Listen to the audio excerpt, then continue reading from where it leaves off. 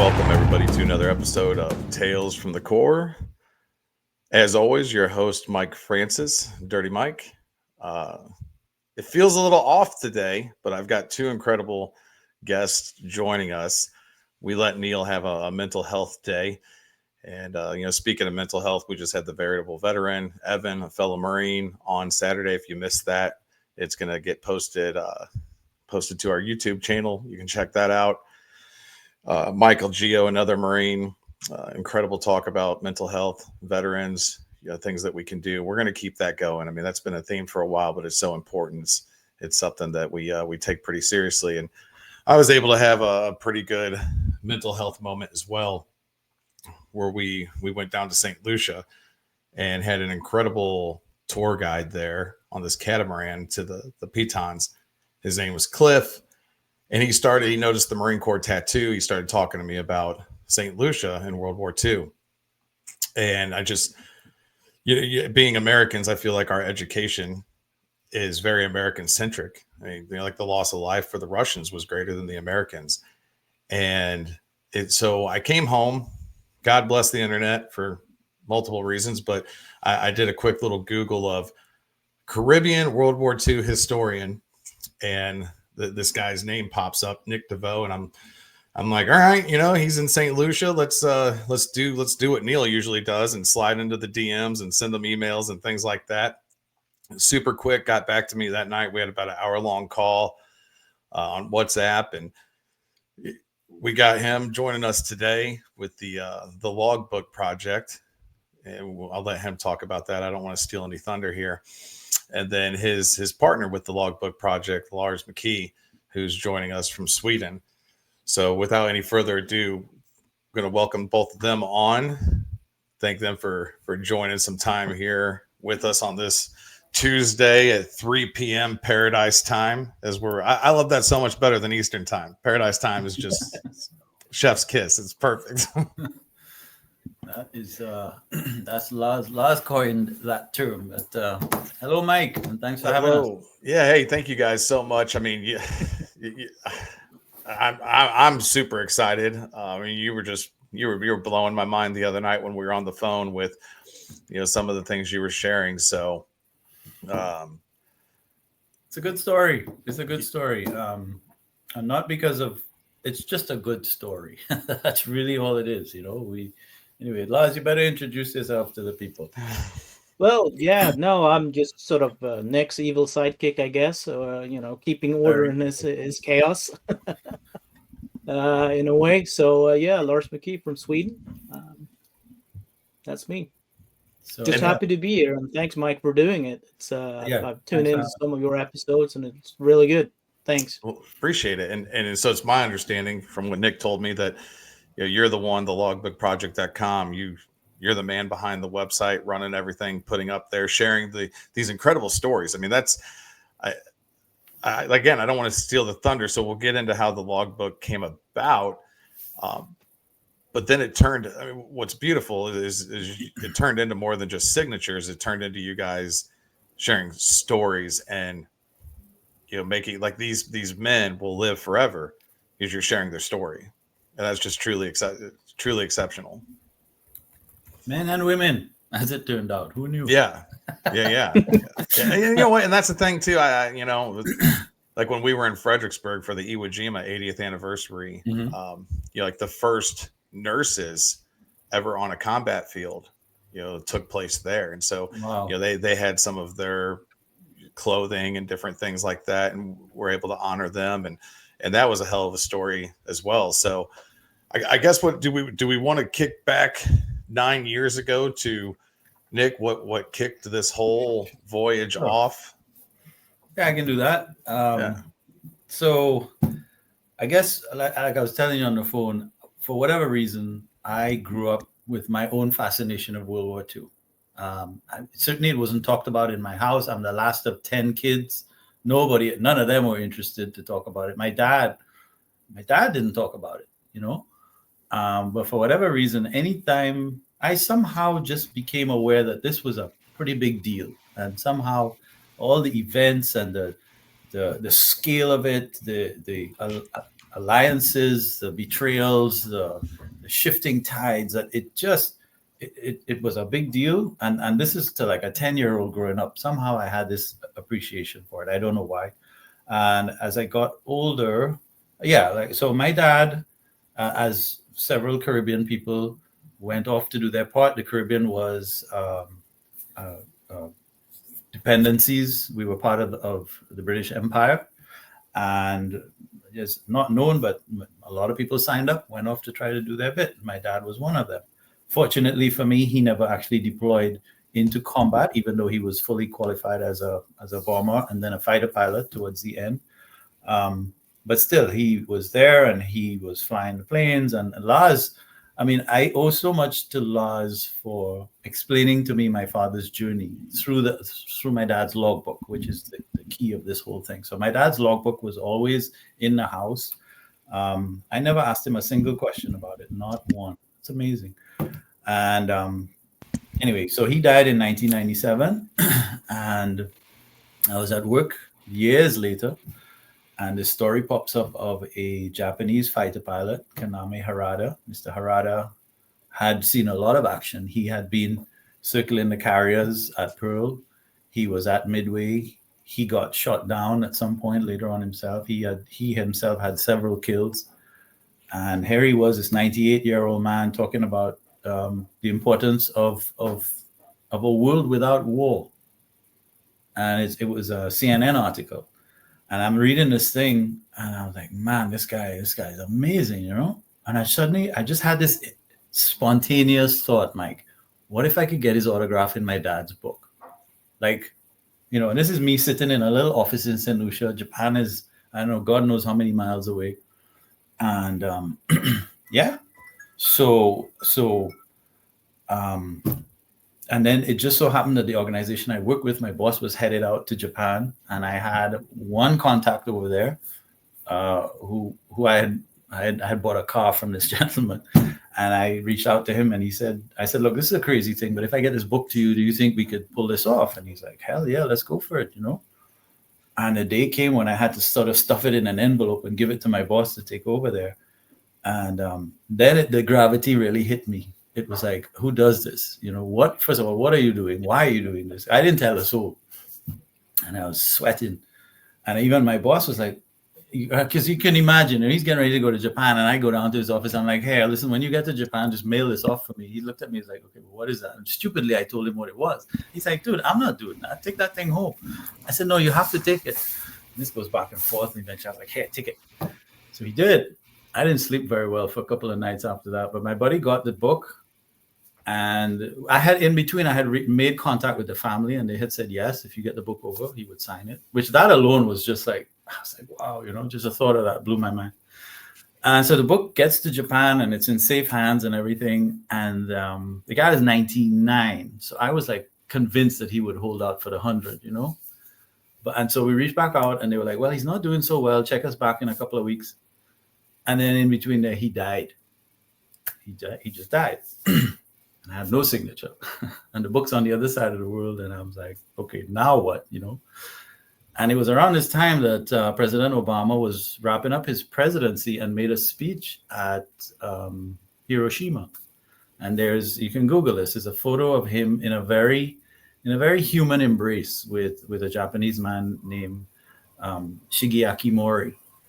And Mr. Mori had been a 9-year-old schoolboy on the day that the bomb fell at Hiroshima and got blown off the bridge, survived all of that.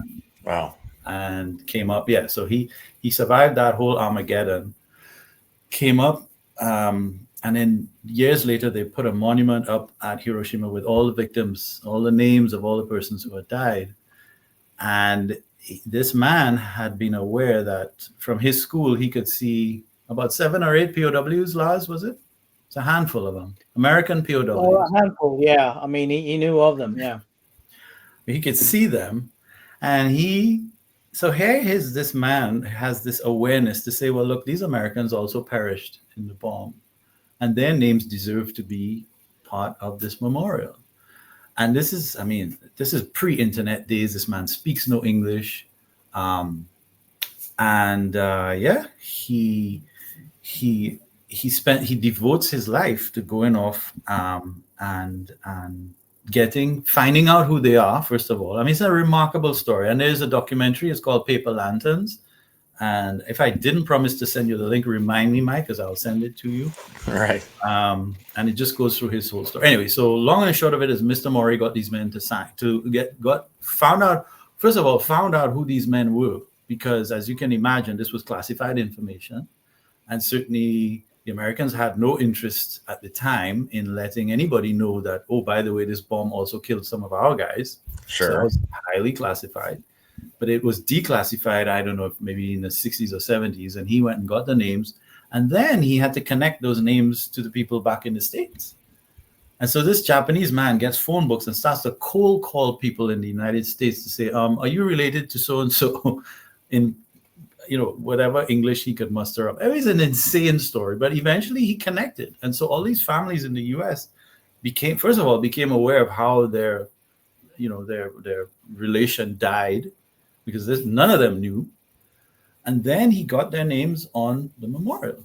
So these United States servicemen's names are now part of that memorial. I mean, it's a mind-blowing story. And I thought, well, that's my guy, So we wrote off to him, and we got a note back to say, yes, he would sign it, but he had to go to hospital first. And I thought, oh dear, I've created the kiss of death book, this doesn't end well. But it turns out the reason he keeps having to go to the hospital is because he still suffers with cancer from the radiation. Sure. Which is another horrible legacy of the war, of nuclear war, that nobody talks about,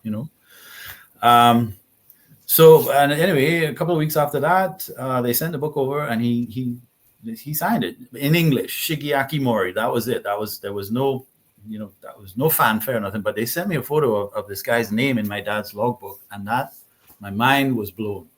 My mind was completely blown, because I had pulled it off. And then it was like, well, good grief, that's one guy. Who else is out there in the world? At that point it became, the gloves were off, and I was like, well, I'm just a glutton for who's out there. Let me see who I can find. And yeah, maybe 260 signatures later, and 9 years, here we are with stories from all over the world, just all sides of the world. Germans, Japanese, Canadians, Americans, English, India, the islands. I think the last time we checked, I think we had signatures from about 21 different nationalities. Thank you, Lars. Over the 260 signatories. I think all theaters of wars are represented in bar the Nordic countries. But I think from the theater of operations, all operations or theaters are represented. So civilians, Holocaust survivors, you name it. The diversity is just really vast. 260 signatures or so. Man, I would almost be willing to place a bet that, you guys probably have to have one of the most inclusive and diverse records from the war. Again, as I stated, just, I know here it's incredibly American centric, and then I have Russian friends, and, the Russian friends will tell you like they won World War II, right? And the Americans are like, no, we won World War II. And, like history, like the joke people make is his story. It's, it's written by certain people. And I think for you guys to represent like 21 different nations and civilians and service members, all sorts of, like, that alone is mind blowing. Like, it's truly incredible. And the thing is also, some people are, it's like an autograph collection. Well, no. Well, yes and no. It's more than you got to remember, each signature is a direct link to a person and its very personal story and connection to World War II. And that is also something that we try to document and also present by a profile on our website, as you've probably seen. We're hopelessly behind. I think we got like 80 or 90 profiles published today out of the 260. So we got a few years ahead of us in order to do that. But I think the main thing is, as you just said, it just records and preserves the legacies. from a very human and personal perspective, in my opinion, anyway. Saying it's a collection of signatures would be the equivalent of saying like the Vietnam War Memorial is just a list of names. Right. Yeah. You know, I have just a quick thing to share with you guys. And he just passed back in February. It was around February 14th. Kevin Major Howard. I hadn't really talked about it, but he portrayed Rafter Man in the movie Full Metal Jacket. And I got to meet him. And long story short, he has these Chevy Novas. I ran into him at Las Vegas, and it just has names on the cars. And I mean, he had names of guys I served with who were killed. I mean, and the power of that, just to see that name. I kind of had my own little Vietnam Wall moment where I reached out and touched it and teared up, and there's something about seeing that name. Is that him? No. Oh, no. Yeah. No. Just to really link, I didn't mean to step on you in there, Mike, but just to say what a signature and what a name can actually do. Okay. So this is Mr. and Mrs. Morey. And correct me now, Nick, is this in 2022 when this page got filled? So I sent it over to him. So when he's just signed his name. Here, I'm going to try to do something. Hold back up, Lars. Can you hold that back up? Sure. Yeah, okay, see if I can get that in. I went big screen for you. Yeah. So you see where it says Shigeaki Mori at the top. That's all that was there in the in the first iteration of this thing. And that's what literally launched the Logbook Project, right? But it was only afterwards, and the book had already come back. My buddy had it and so on. And it was only then that I thought, oh, what an idiot. I should have asked him to write something or something, whatever. But so as a result of that, I actually sent the book back to him a second time. And then his wife, as I later found out, his wife was also a survivor of Hiroshima. They both live in Hiroshima. They still live there. And then so they both added more stuff. She signed, and then that inscription, I'm embarrassed to tell you, but I don't even know what it says. I mean, it has been translated for me. But, again, like Lars said, we've done 80 of the profiles, and we have so many more to do.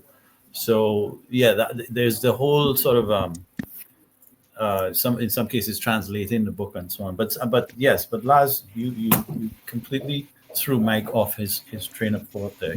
I trust me. I didn't mean to.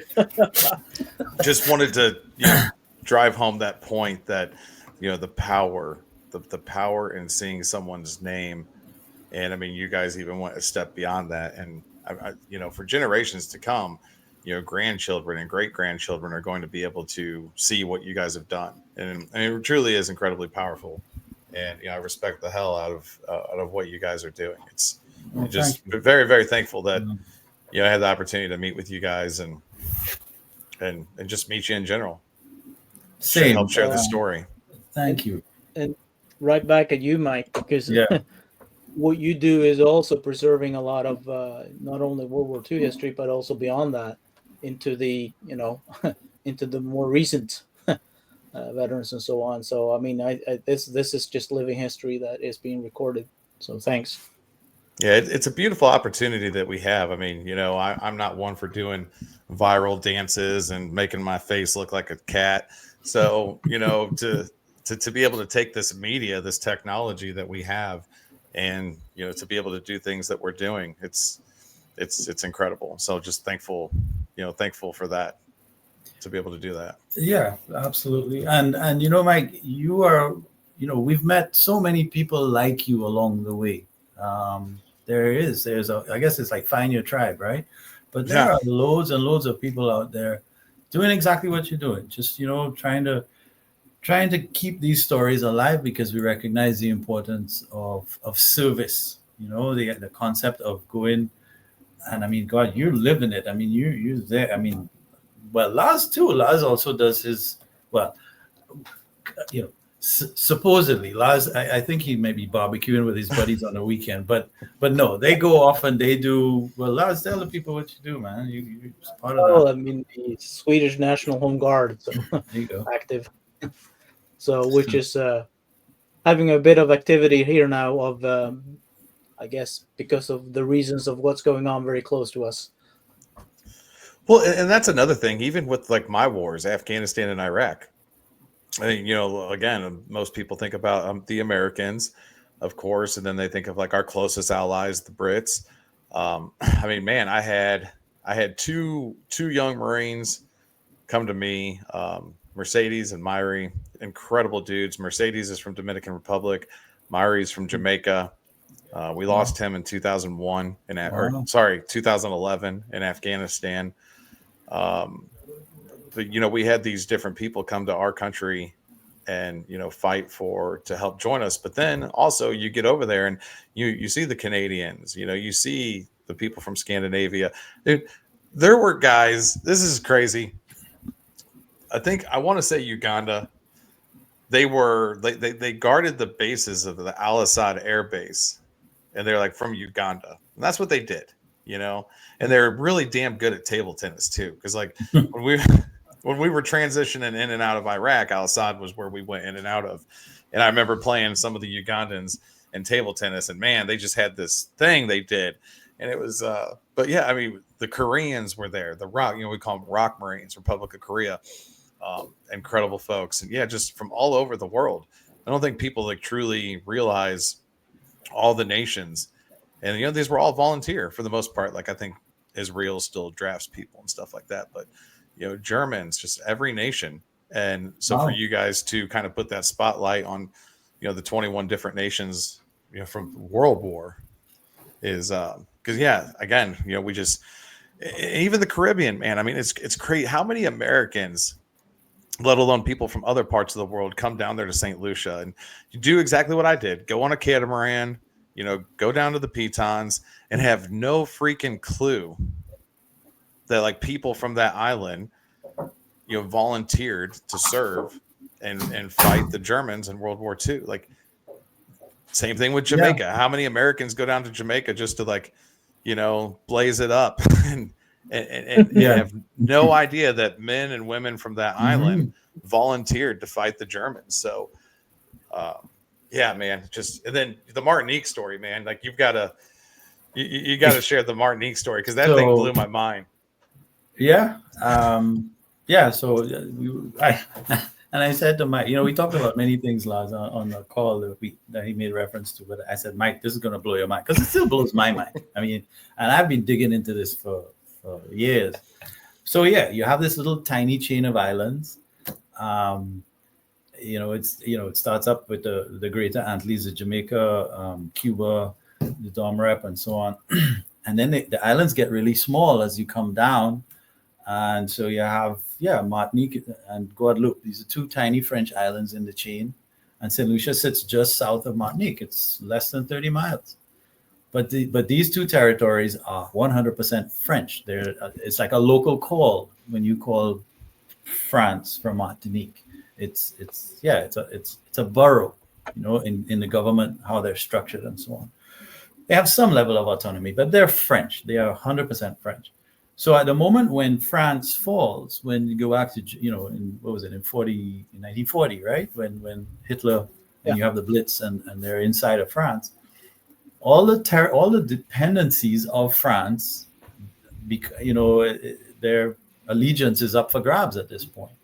And so you enter this gentleman named Robert, who was a retired, I guess maybe even World War I Navy guy, French naval, and they pull him out of retirement and they say, all right, you're going to govern these, our West Indian territories. So that's Guadeloupe, Martinique, and importantly, Suriname, or is it Suriname or French Guiana? Yeah, French Guiana. Yeah, French Guiana, which that has its own implications too, Mike. Because so this is the other crazy thing: the bauxite. Have you seen the Masters of the Air series?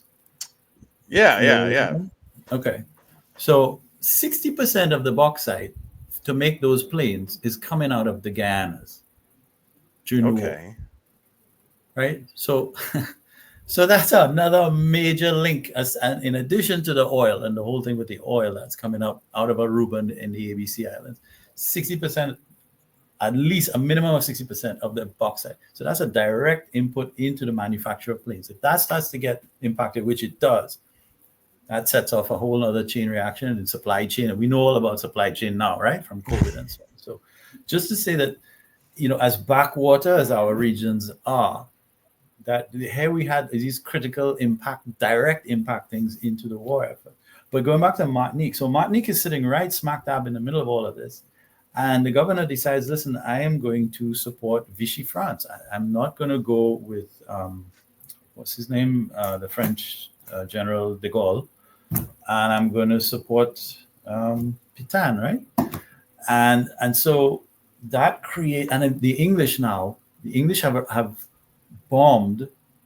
They want to neutralize all the French had the second largest navy, and the British at this point are literally fighting for their lives, right?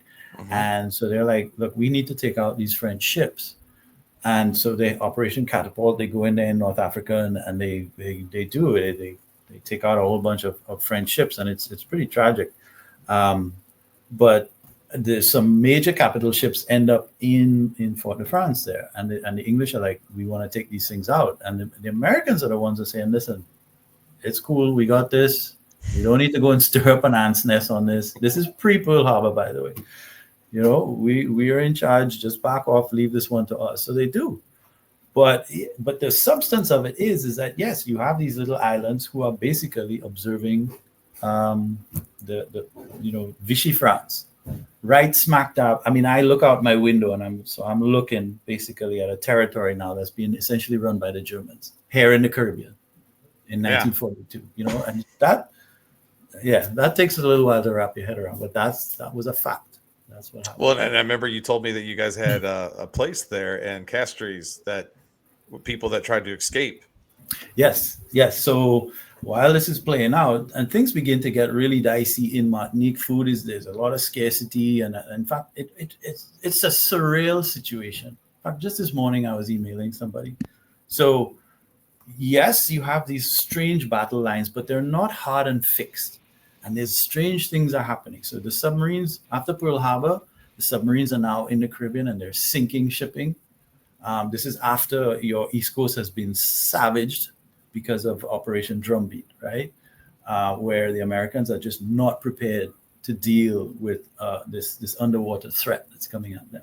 Your coastline is still lit up, and the Germans pull up, and the ships are silhouetted plain as day, and they start sinking ships. And so that's in early 42, and it naturally comes into the Caribbean. And the same thing starts to play out. And they go down to the ABC Islands, Aruba, Bonaire, Curacao, and that's where they launched the initial Caribbean attack. It starts there in February of 42. But the submarine that pulls up fires off a bunch of torpedoes, and then they go to employ their deck gun, but they forget to remove the cap. And they pull the trigger and the thing explodes. This thing can fire a 55-pound projectile about 10 miles. So it's a pretty heavy piece of equipment. And it explodes and kills one guy, and the other guy gets all busted up. And at that point, the commander of the submarine is radioing back and said, listen, my guy's busted up. Can I drop him off in Martinique? And everybody's sitting in listening to everybody's radio at this point, right? And Donut says, yeah, go ahead. So they do this. This German submarine now drops this guy off in Martinique, and they operate and they save his leg. But this whole question of what is going on? Are the submarines getting support? Are they being refueled? But it never. And even now, today, you talk to people, and there's so much mystery, and people say, oh yes, the Germans were definitely refueling their submarines in Martinique. Well, not so much. Because fuel was generally scarce anyway. The Martinicans barely had enough for themselves, much less to be, refueling subs and so on. But you had these weird things play out in between. You had another situation where a U.S. destroyer, the USS Blakely, DD-150, is patrolling the waters around Martinique, And that same submarine that dropped the guy off is back there again. And they, from within Martinique's territorial waters, right? That's an important thing that Lars always reminds me of. They line up and torpedo the bow off of the ship. And 60 feet of the bow get blown off. I think about 6 or 7 guys get killed. The ship does not actually sink, though. And they go into Martinique for some immediate repairs. And then they end up coming over to St. Lucia. At some point during the war, too, there's correspondence here that we've seen where it says Martinique is to, I'm not sure what the word is. Essentially, they're making preparations to go and bomb Martinique from here in St. Lucia. But it never plays out. Another time, there was a whole amphibious landing being prepared to go into Martinique. And they were doing the training for that down in Trinidad, complete with the Higgins boats and the landing, the whole a mini D-Day. That whole thing was being prepared for and trained for. It never happened, but all of these things were playing out right here in the Caribbean. Yeah. So, nuts, right? But so Saint Martin, yes, is French and Dutch, correct? Yes, correct. What did Saint Martin, the French Good side, question. do at that time? I have not done any heavy lifting in that island, I must admit. But I imagine, and I don't even know, was it always that way, Lars? Maybe you know more than me. I don't even. I wouldn't go that far, but I think the more we think we know, the less we understand that we do know. That's so true. Because the more we start digging into this thing, the larger the beast and the more heads just pops up on this beast in terms of the political landscape that the Caribbean was. I mean, you think, it started to get a handle on it. And then you get some sort of a report or something in the signals and or in the records that just throws things off, and you start understanding it. So, I think the Caribbean was just a complete mess at the time, and I'm not jealous of any of it. It seems almost as though, like, we always think of the European and the Pacific theater. I mean, it almost seems like there was a mini theater, the Caribbean theater, where just things definitely were going on. And I think it's completely underrated as well in terms of the significance of the importance of it. But I mean, you alluded to it, Nick. I think it was about 60% of the bauxite. So bauxite is a natural mineral that you get aluminium from.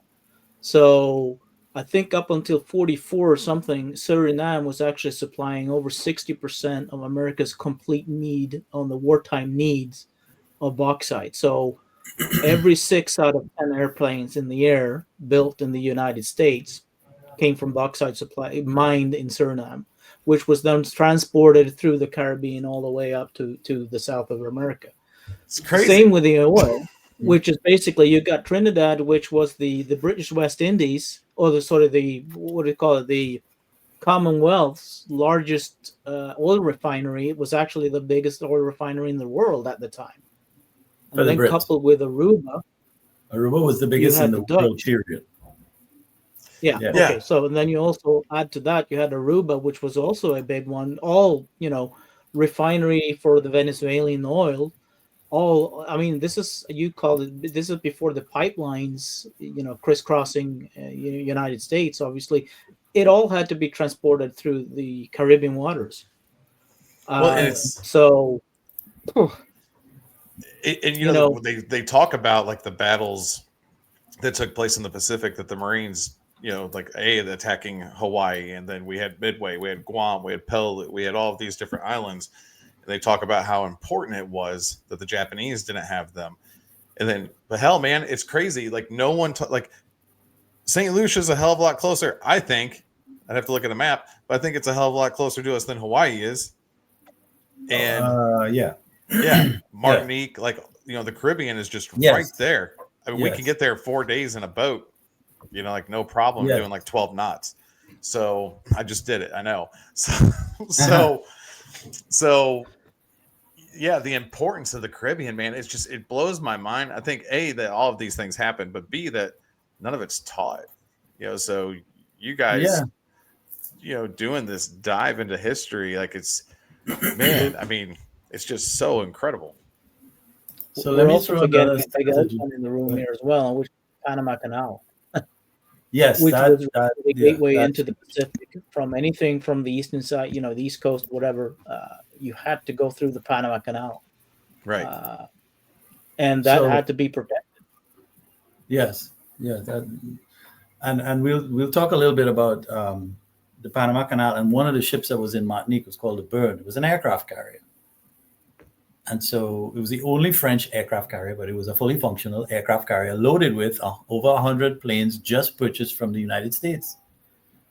And so if you think about the Pearl Harbor model, where, that was a completely carrier-borne attack, if somebody was so minded, it didn't happen, but you had an instrument that could have I think I worked out within 3 or 4 days, being at a distance to strike the canal and do a sort of a la Doolittle raid, where you just keep going and you go land somewhere else. You don't necessarily have to come back.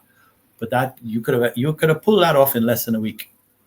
And so again, I think had that happened, but those ships, the saving grace is that those ships arrived in Martinique before Pearl Harbor.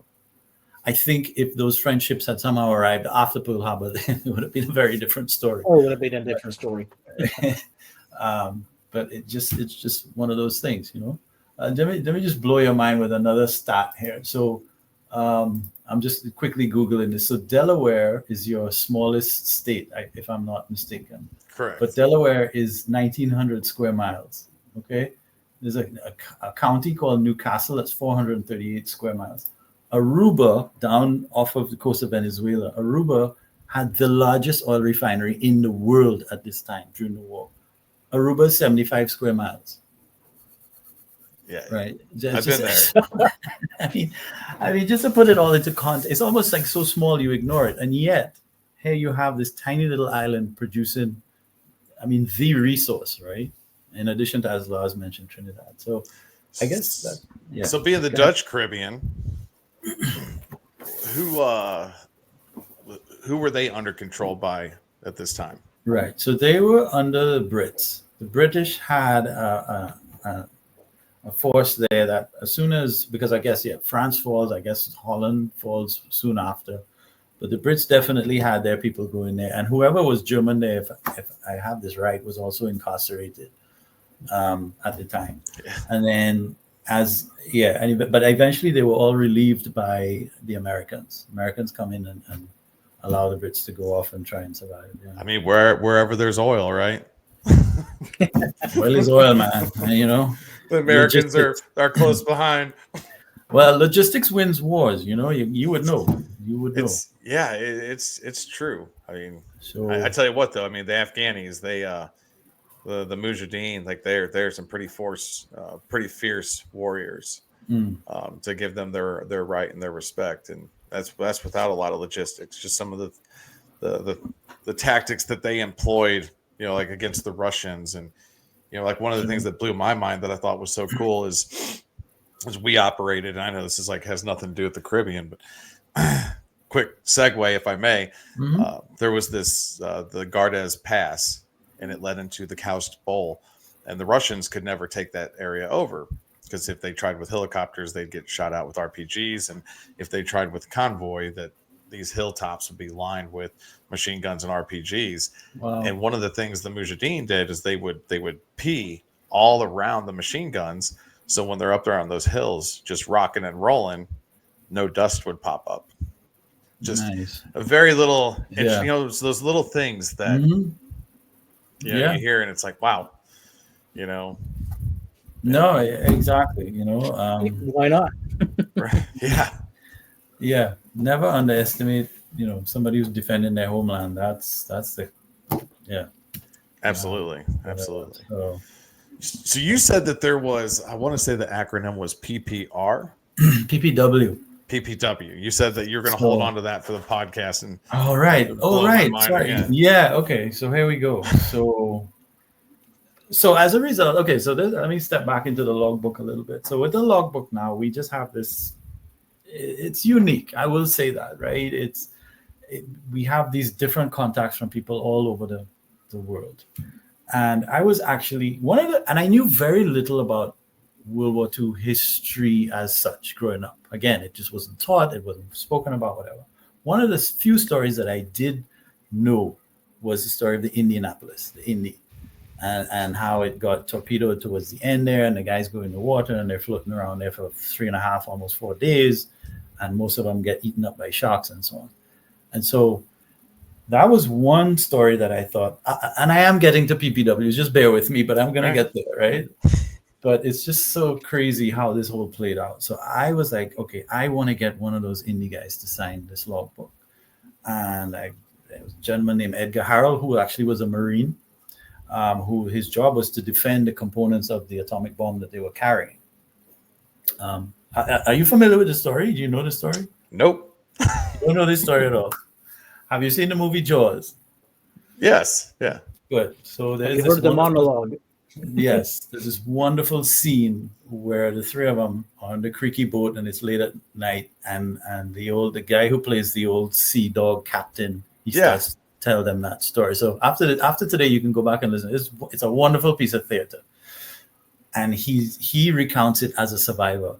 So the Indianapolis was the ship designated in a very top secret mission to carry. Some people will loosely say the atomic bomb, but it was I guess it was parts of it. And it was in this huge crate, top secret. Nobody knew what it was. So there were some Marine guys there their job was to guard it, which was Mr. Edgar Harrell. They went on to Tinian and delivered this bomb. On the way back, there was no escort because it was so top secret. They whatever. So they sailed alone. And on the way back, it was a full moon night. And up pops a Japanese submarine, I-57, was it, Lars? 52. 53. 52, I think. 52. Gosh, we should know this. And along comes the Indy with about 1,100 men on board. And it was, the sea was relatively calm, and the submarine unleashes 4 torpedoes into the ship, and it goes down in 12 minutes. Yep. 58. I-58. Right. The Indy is a CA-35, and it's I-58, right? So 12 minutes, this massive ship is gone. I guess 300 guys die in the initial torpedo, but 900 guys go in the water. And because nobody's looking for them, because they have no escort, because it's a top secret mission, nobody knew they were returning. I mean, there was no radio message. Nobody knew that they weren't even supposed to be on the waters. Right. I mean, so nobody knew that they were actually returning back to the mainland states. Right. And so there's no search and rescue. And so these guys are left to their own devices for, like I say, nearly 4 days. And in that time, the sharks and hypothermia and stuff, so from 900, they whittled down to about 300. And eventually, I think it was a spotter plane goes out and they see them, and then they picked up who was left. But it's a most horrendous tale of, just what that you could imagine, right? And so that was one story that I did know. Maybe it was because of Jaws, I don't know. But I certainly knew about it, and I was determined to get one of those guys to sign. So enter Mr. Edgar Harrell. Edgar was a Marine on board the Indy. He survived that whole horrible thing. He wrote a book. I think it's called Into or Out of the Depths. And he was living down there in one of the southern states anyway, Tennessee, I think.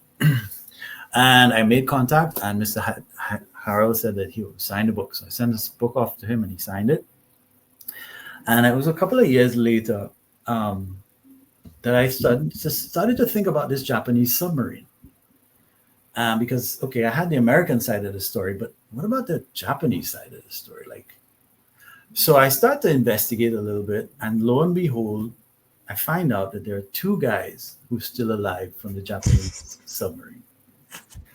And how I found out about them was because of something called the Kaiten. You familiar with the Kaiten? No. But you know about kamikazes? Yes. So the Kaiten is the torpedo submarine equivalent of a kamikaze. Okay, is that the 2-man, the smaller 2-man? 1 man? No. One 2-man? No. Yeah, this is The two-man subs that I think you're talking about were employed like at Pearl Harbor. Yes. Yeah. That was very much a regular submarine scaled down to size. Okay, those guys would go and come back. The Titan was a one-way mission. Let me go one. Let me get you large again here. Yeah. Yeah, that's a good photo.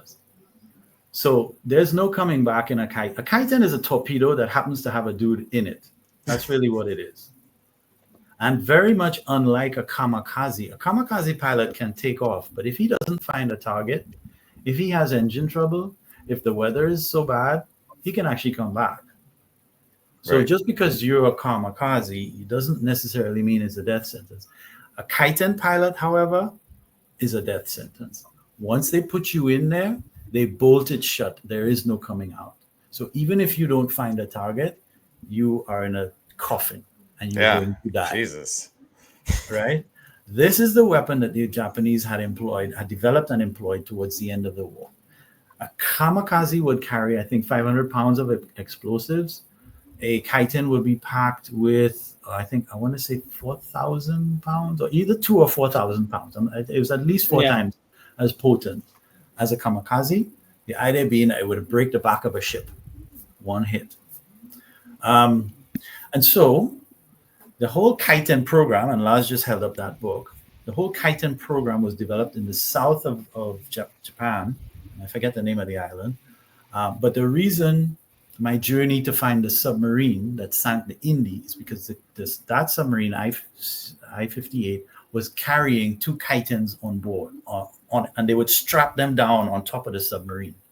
So, in fact, Lars, if you put back up the photo, you can actually see how the Titan were attached onto the sub. It wasn't like a regular torpedo that was launched out of the tubes. These things were actually strapped up top. Yeah, you see that? Okay, yeah. Mm-hmm. And you see how they're like chained down onto the surface of the submarine there, right? On the outside. But it really was like a calm water. You couldn't deploy these things out at sea. I mean, and again, put yourself back 80 years ago, Mike, with the technology at the time, And, you and I were talking, and I said, the whole of World War II was fought without a single cell phone, right? So this is all very mechanical, very crude. These guys are staring out of some kind of device to even navigate and steer these things. So it really, at the best, it was designed to be used in a very calm environment. So here these guys are out at sea, and the Titan guys are like screaming into the captain's ear saying, let us have it. We want to go sink the ship. And he's like, look, dude, I can't miss. I don't need you. Stand down. And sure enough, he fired off the 4 torpedoes and the ship sank. But as a result of those Titan men being on this submarine, there's a ceremony that takes place every year in Japan on this island where the museum is that these men were at. And I had a contact in Japan because by then I had established a few contacts. And the guy goes there and he goes, yeah, look, there's still 2 guys from this submarine that sank the Indy. And they're still attending this ceremony. And I was like, oh my gosh, could we get these guys to sign? And then, as can happen sometimes, my contact... Don't tell me they died. No, well, one of them did. One of them did die. But long story short, I lost... The guy who was hooking me up suddenly disappeared on me. Like, he just ghosted me after that. I was like, dude. And so I was kind of back to square one. All I knew was that there were these 2 guys, right? But I was like, oh. So how then to re-engage? And the book that Lars is holding up, enter an American fellow named Mike Mayer. And Mike is sort of like he's a guardian angel. He's one of our sort of overseers. He's a director. I consider him like a director to our project. Mike wrote that book that Lars has holding up because Mike's father served on a ship called the Mississinawa. It's an American oiler called the Mississinawa. And the Mississinawa, that on the photo there is the Mississinawa exploding and burning just before it sank after it was hit by one of these Titan. And Mike Mayer wrote that book. Mike, as I say, his dad served on that Mississinawa, and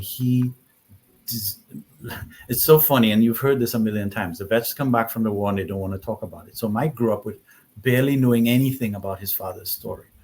It was when Mike's son, his dad's grandson, had to do a book report that he asked the old man, And for whatever reason, it was the right time. And the man started to tell his story. And Mike's sitting there in the wings of this, listening to this, and his mind is blown. And anyway, so Mike, that sets Mike off on this path to really learn, because like kaiten, what is kaiten? Even the Japanese didn't know what really was kaiten. And so that book you see there, Mike, the kind of detailed research Mike has done to tell the story, even the Japanese now embrace Mike. That book has been translated into Japanese. Mike has gone, and there's YouTube videos. You can see him and his wife, Nancy, making a dedication at that ceremony in Japan on the island.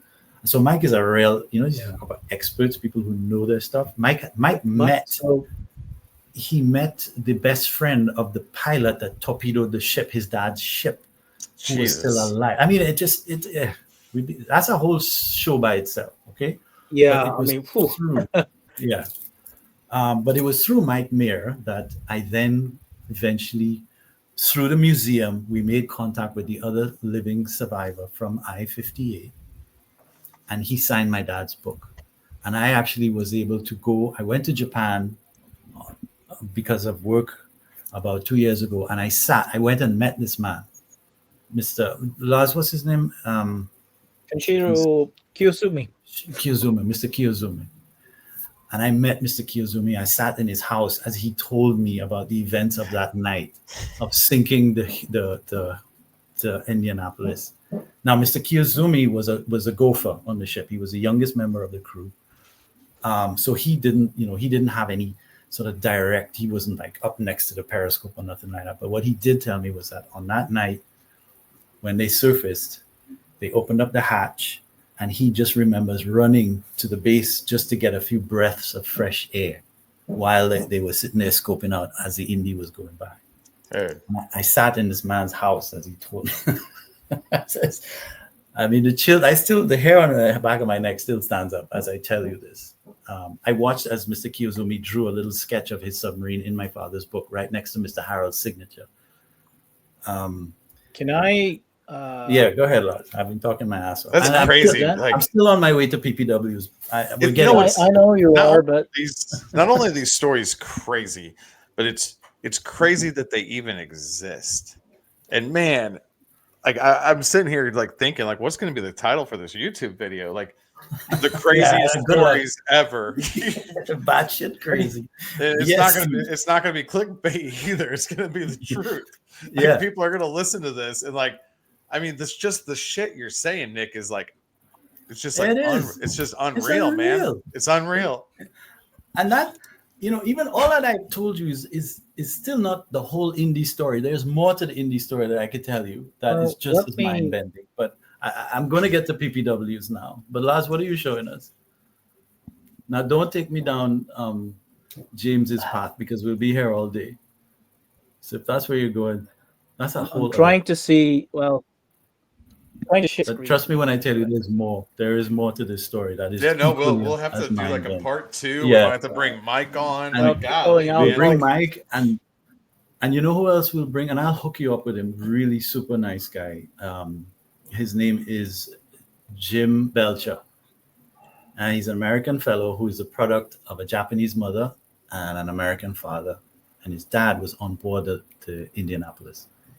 No kidding. Yeah, and his dad ends up in Japan after the war, marries a Japanese woman, and he and his 2 brothers and he lives in Virginia, and I mean, yeah, Jim is he's an amazing human being. He's also served. Was Jim a Marine? I think he might have been. It's like you can't make this stuff up, man. I could not make this up. No, you can't. Yeah. So let me just skip very quickly to something of interest. Well, okay. So here's the story of Mike and the Mississinawa and his father. We'll come back to this photo, because this is our gateway into PPWs. But go ahead. Yeah. So I was just gonna go and click my way all the way over here. Okay. So this is the Take it away.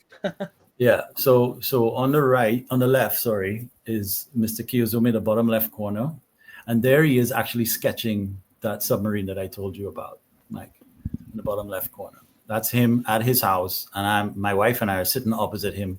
We're taking those photos. So I witnessed that. Okay, above is the crew, I guess, of the I-58. In the middle here we have Mr. Harrell, who, as I mentioned, was a Marine on board, and he's somewhere there in that crew picture there under the main turret of the Indy. So you see the kind of scope and size of the ship.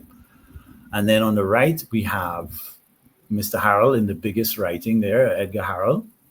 We have Mr. Kiyozumi's little submarine there on the left. We have Mr. Konshiro Kiyozumi's signature. And then in the bottom left corner, we also have Mr. David Bray. Mr. David Bray is the last living survivor of the Indianapolis alive. Is he still alive? He is still alive, as far as I know. He lives out in Cali, and they recently put a monument up to him, and it's of him. Mr. Harrell is no longer with us. As I say, so the last two men from this whole story is Mr. Kiyozumi on the left and Mr. Bray on the right. And they have written letters. They have actually exchanged correspondence with each other. So they know. And there's no animosity. They're just like, look, you were doing a job, I was doing a job. And yeah. Yeah. I've heard that. I've heard that so many, from, even the Germans and American, and just, we went and had to do what we had to do. Yeah. And, it's over. And since you guys, I'll have to send you guys a picture. I'll text it to you. When we were on Peleliu for the 80th anniversary. Mm-hmm. So my team and I were sitting here having dinner. And so there's actually Marines who are deployed to the airstrip there, combat engineers who rebuilt the airfield. Mm-hmm. And so they're on one side having dinner. And then all the Japanese that came in for the 80th anniversary have this table set up. And I took a selfie that had the Marines and the Japanese, and we're all sitting in here in this same building 80 years later. Wow. When 80 years ago, these men were fighting to the death. Yeah. And it just it was a really surreal moment to be in there, Yeah. Yeah. Wow. That's okay. So you know exactly what I'm talking about. It's crazy. Yeah. Yeah. I think they had a daughter. I'll have to ask Tracy. I want to say the daughter of a Japanese soldier who fought and the daughter of an American Marine who fought were at that event also and met each other. Nice. See, that's the kind of stuff the logbook likes to show up for. Yeah. That's exactly, So what Lars is showing us here now in the middle is the gentleman I'm telling you about from Virginia. This is Jim Belcher. Jim's father served on board the Indy. And this is, Jim has his own page in the logbook. So in the yellow little insert there, that's an insert of Jim's dad's signature that he stuck on his page. Because when I found out who Jim was and what his legacy was, I was like, dude, please, in fact, I asked him to get his mother, who was still alive at the time, to sign. And his mother, oh my God, you should read his mother's story. His mother was at school. They were preparing for the invasion, and they were being taught how to fight with sharpened bamboo sticks. Everybody was commissioned. Yeah. Like everybody was to be a soldier because they were preparing for a mainland invasion of the Marines. And So that whole page there is Jim, is dedicated to Jim. You see his uncle there was a member of the Imperial Japanese Army. And Jim needs to write a book. I've been on his case for years now. And anyway, one day the book will happen. But so what we're seeing here is Jim. I said, Jim, after Mr. Kiyozumi sketched his submarine, I said, Jim, I need a sketch of the Indy now. And so Jim was like, well, I'll draw it. And I said, awesome. So I sent a book to him. And there on the bottom right, there's a photograph of Jim. And he sketched that beautiful sketch of the Indy. That is actually a really good drawing. It's a great drawing. It is. It was born to do it. Right. And he's doing it just in front of his father's medals and everything as well. His dad's medals. His dad was on board. So, yeah. So, this tells its own story. I'll introduce you to Jim. Jim still goes around from schools and stuff telling the whole Indy story. I know he would be delighted to come on the show. Oh man, freaking incredible! Tales from the Corps, man. Tales from the Marine Corps, Jim alone is a series, right? His family story, it just blows your mind every time. Anyway, back to PPWs now. So let's go back to Malaz. Put back up the photo of the Mrs. Cinema. Yeah. Okay. going back, just teasing Mike here a little bit as I go along. Right. Well, So there you here go. we are. So back to this ship, and here it is torpedoed. It's already capsized.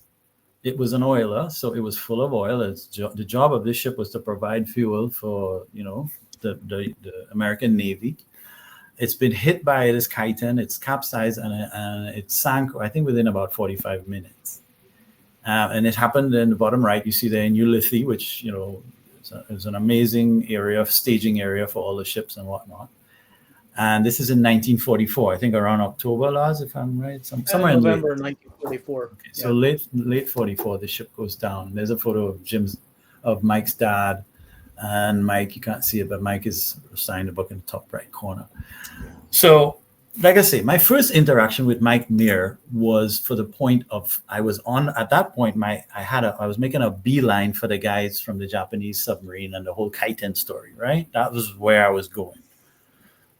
But then as Mike became more and more of a friend to us, and Mike has really been an amazing human being, I started to kind of step back a little bit and start to think about this ship, the Mississinawa, because so in early 2000s, so some almost 55 years later, the ship sank in less than 300 feet of water. And in the early 2000s, up comes this oil leak. And this is a pristine area in South Pacific. All these little atolls that circle around the area there. These people, very, very basic lifestyle. And of course, they're tied into their environment. They rely heavily on the fish and so on that comes out of the sea. Up comes this oil leak. And the Americans send a contingent down, and they plug the holes. They try and, with cement. And it stops the leaking, but within a year, it's back again.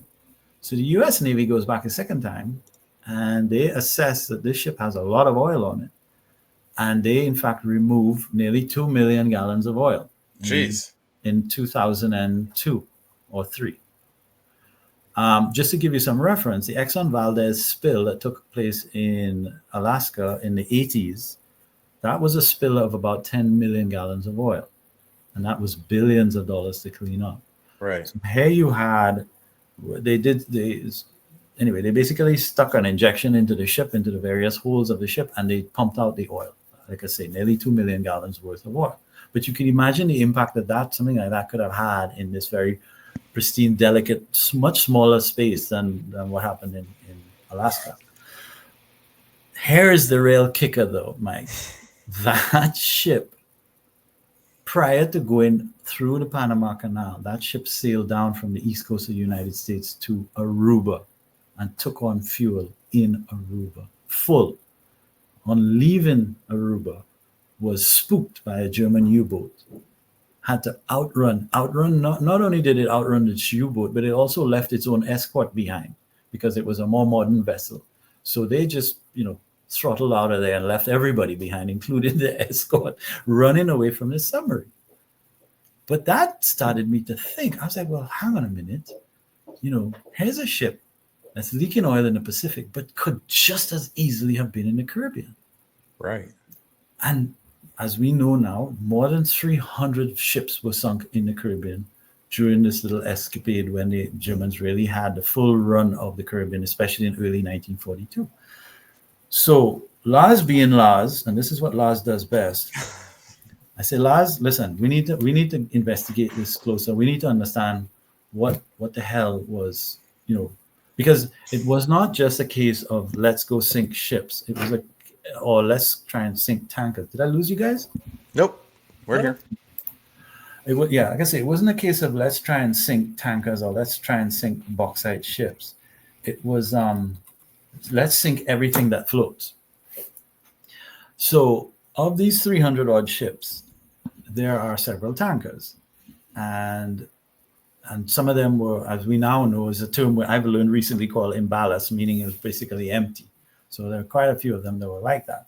But there are also quite a few of them that were full of oil, just like the Mississinawa, full. And so we've identified, Lars went and had at it and pulled up. Oh, this is a funny story. So I have 5 kids, 5 boys, right? And they're teenagers into early 20s now. So my last 2 bumming around the house, and I'm like, Lars got a list together. And I said, all right, guys, you see these ships here? I need you all. And there's a website. It's called uboat.net. It's a great website. And they have a lot of information out there. I said, look, all I need you all to do is go through these ships and tell me which ones were full of oil. And I showed them, you go to the website, I showed them, I did it, you know. Yeah, and of course, typical teenager. Yeah, man, that's easy. No problem. I'll do that in my sleep. So anyway, a couple of days go by, and I'm like, all right, guys, so how are we doing with the list? Don't worry, man. We get there. So I think they got like 1 or 2 done. And this whole thing would take like 10 minutes if anyway, whatever. So weeks are going by and nothing is happening. So eventually in desperation, I was like, all right, I will pay $5 for every bauxite carrier, because I also wanted to know about the bauxite, and $10 for every oil tanker, the data. And I prepared a list, a table, and I said, well, needless to say, by about 5 o'clock that day, I was in debt for $110. So we now refer to it as the $100 list. Right. Because they went and boom. And so all of a sudden, we have this listing of at least 23 odd tankers full of oil, all sunk in the Southern Caribbean. Jeez. A total of 68 million gallons of oil. 68 million gallons. Potentially 68 million gallons. At the time of sinking. Now, at the time of sinking. It's important to say that that's 80 years ago. Obviously, some of it clearly will have leaked out. But it is entirely possible that you have large sections of ship down there in holes that are still intact. One important distinction about the Mississinawa is that was less than 300 feet. So you have, it's still light could reach it. It's much more shallow, much warmer. In the depths of the Caribbean, where it's very deep, you're talking about deep, cool water. There's no sunlight. And that could sit there, God knows how long. But eventually, it will just spontaneously collapse. And whatever is in there will release. There's no, Yeah. So that's where we find ourselves now with this story. And we are now, and I'm doing a documentary about it because there was an attack here in St. Lucia and a propeller came up and that's sitting on the dock. And I'm telling the story. But I want to segue into this whole PPW phenomenon. And what I'm hoping to do eventually is convince somebody with the kind of ship necessary, the kind of equipment to go down, find one of these vessels and document what's on board there.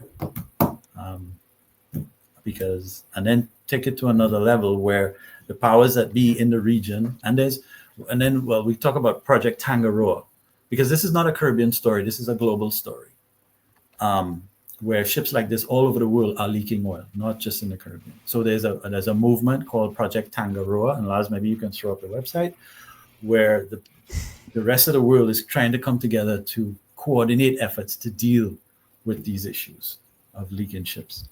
8,000 ships around the world that they figure are leaking oil or packed with ammunition. There is a ship off of the south of England, which is actually visible above the waterline, but it's got so much explosives on it, they don't know what to do with it. And they're afraid to touch it because if it goes off, they reckon it'll create a tsunami that will probably flood a large section of whatever town it's nearest to. And that's from World War II. It's crazy. So, yeah. So that's the story of PPWs. And it's called PPW, meaning potentially polluting wreck.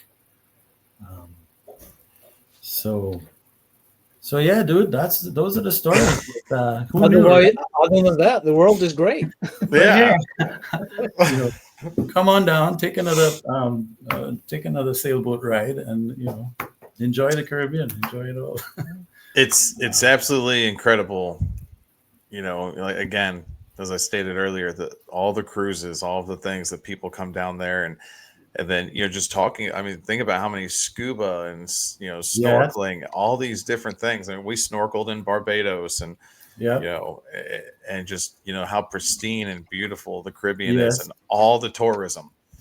And then you have all these PPWs that you could be sailing right over and have no idea that there's wreckage from World War II back in the 1940s.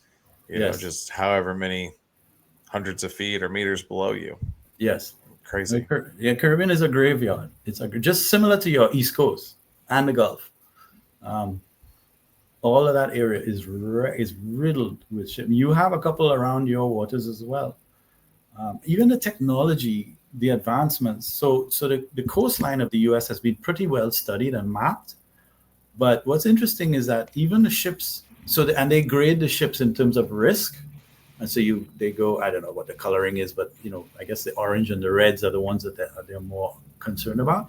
But those studies have taken place over such a long period of time that as we begin to understand and our capability to really monitor what's happening in the ocean's depths is improving, they go back to some of these ships and they realize, oh, you know what? This is actually a higher risk than we thought. So there is that too. It's an unfolding and developing science. It's fascinating. It's also very expensive. So, and there's a lot of hand wringing because nobody wants to take responsibility. You see? Yeah, it's incredible. I might have to call up my guy in Australia that I know. He's actually a Brit. He gets things done. He was there for the 80th anniversary of Peleliu, and he had went to go see the island, and it's 2 miles by 7 miles, tiny little island, right? Right. And there were live grenades in the elementary school. Oh, yeah. They just had them on display.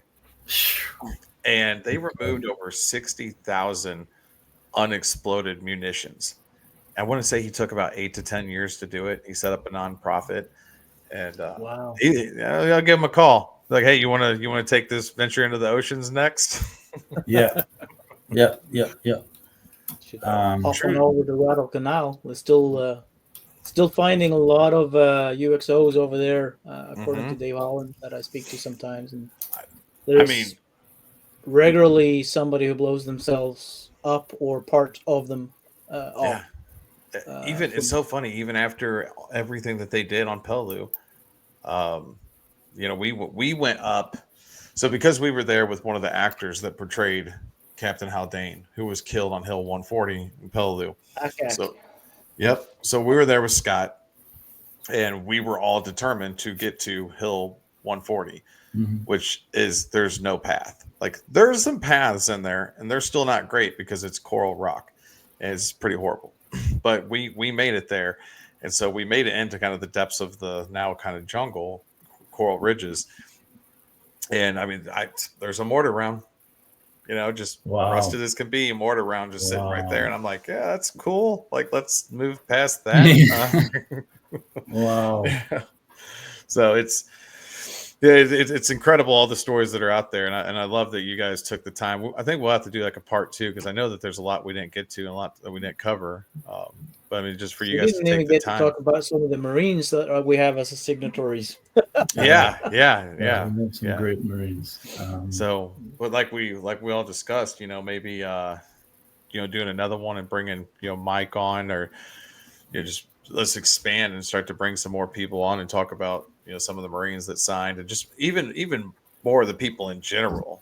But you guys said you have 86. Is about 86 of the 86 of the stories, and actually that's even more than I thought, Lars, because that weighs on me, the fact that, because I made a promise to these folks, and my promise was, look, just sign. Yeah, I mean, it's a pledge that we made. I'm going to make sure your story. Yeah. And so that, I got to say, sometimes you got to be careful what you wish for, because boy, did we get it. And I feel this obligation to get these, at least, even if it's a paragraph, but something that says, hey, I was here, I signed this book, I'm a real person, this is what happened to me. So that's a thing. So for everybody watching here on Facebook, I'm going to drop a link to the logbookproject.com, and then for everybody watching on YouTube, the same thing in the descriptions below. I'll drop the link to the logbookproject.com, and you can go and start to read some of the stories and the profiles that Nick and Lars have gathered and collected there. So thank you, Mike. It's been, and I know you have a big story yourself that, it would be awesome for you to share that with us. Well, next time I'm, next time I'm down in St. Lucia, we'll FaceTime Lars, and I'll hold you to that. Yeah, I've already been looking for like cruises that come back to St. Lucia, because I'm like, well, gonna have to hang out with this guy next time. Absolutely, and I'll take you, show you the prop and some of the other cool things that happened during the war, when they attacked and bombed 2 ships right here in Castries. Yeah, I'm going to get some pictures from you guys to add to the intro, and I do have that picture of the prop that was pulled up from the when they were dredging there. Yeah, so, guys, can't thank you enough. I mean, just like this, it's truly incredible, mind blown, so awesome. I've got like a whole bunch of notes. I've been sitting here. I'm like ordering books while you guys are talking. I'm like, Jesus, I've got a lot of work to do. I thought of you this weekend, Mike, and I'll send it to you. There's a story. It's an English story, but it's called The Greatest Raid. It's called Operation Chariot. And yeah, we'd be here all day, but I'm going to send you a link to that one. Anyway, we have one of the charioteers as a signature, and it's a powerful story. Oh my God. So great story about World War II that played out during all this time with the subs, but it was on the other side, on the French side. Yeah. So I'll send that to you. Remarkable stuff. Nick, Lars, thank you guys again so much for what you guys do to preserve this history and tell these stories, man. It's truly incredible, and to share them with us on top of that. So, thank you both again very much for taking the time to do that. Thank you, Mike. Pleasure's all ours. We'll catch up soon. We'll do another one, and I'll be in touch with you guys. We'll make that happen. Awesome stuff. Thank you, Mike. Thanks for all you do. Thank you. Appreciate it. Thanks, guys. Take care. I only hope that everybody got as much enjoyment and mind blowing from that time with Nick and Lars. I almost feel like I started to get a little emotional at some points. Like, it's just like the stories that are out there, truly incredible, and what they're doing is truly incredible. So, and what we're doing here, thank you guys for your love, your support. Subscribe, share with everybody. Share these stories, man. This is stuff that just deserves, the things that people have done in their lives. Just share this out there, and just keep these people like you all know. My favorite quote from Full Metal Jacket, or any movie really, is Marines died. That's what we're here for. But the Marine Corps lives on forever, which means you live on forever. And that could be said about every person in the history of the world. As long as we keep their name alive, we keep their history alive. They never die. They're always here with us. So love you guys. Neil, missed you. Hope you had a good mental health day, cruising for dudes in your Mustang. And until next time, Semper Fi.